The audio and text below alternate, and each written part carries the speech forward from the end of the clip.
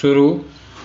पूर्णबंदी के वक्त प्रवासी मजदूरों का जत्थों में पैदल ही अपने गांवों की तरफ लौटना एक कारुणिक दृश्य था।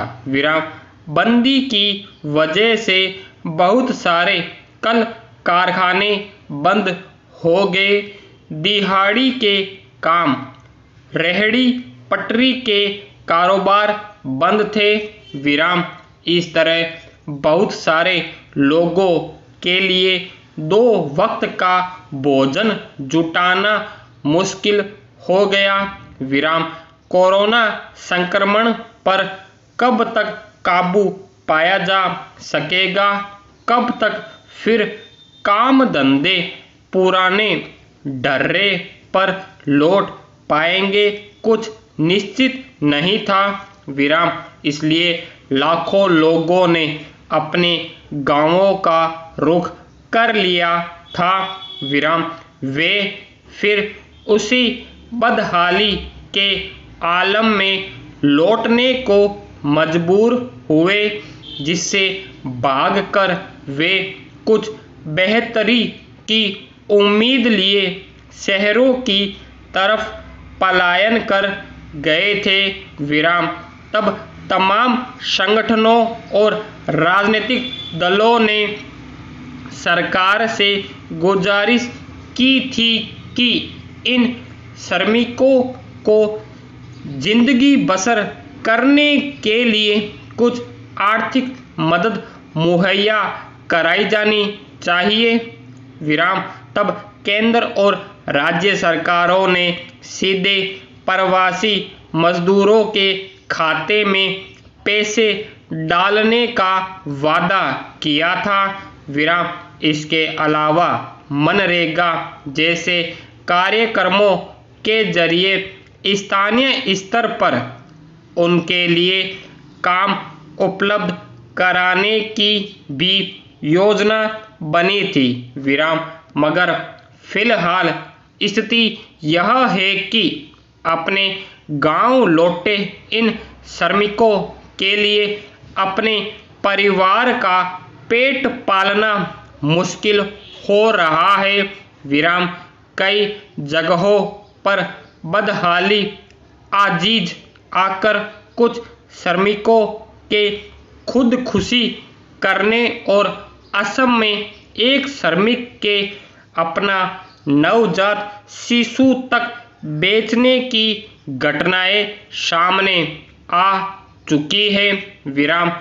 संयुक्त राष्ट्र परिषद का आकलन है कि आने वाले दिनों में अभी गरीबी और बढ़ेगी। मगर इसके हमारी सरकार की स्थिति यह है कि जब संसद में घर वापस लौटते हुए मारे गए और घायल मजदूरों के बारे में पूछा गया तो जवाब मिला कि उनसे संबंधित कोई आंकड़ा सरकार के पास नहीं है। जब घायल हुए और मारे गए मजदूरों का आंकड़ा नहीं है तो अंदाजा लगाया जा सकता है कि अपने काम धंधे गंवा चुके और जैसे तैसे गांव लौटे श्रमिकों के बारे में वास्तविक जानकारी सरकार के पास कितनी होगी। वहीं एक संसदीय समिति ने सिफारिश की है कि प्रवासी श्रमिकों के लिए एक विशेष कोष बनाया जाना चाहिए।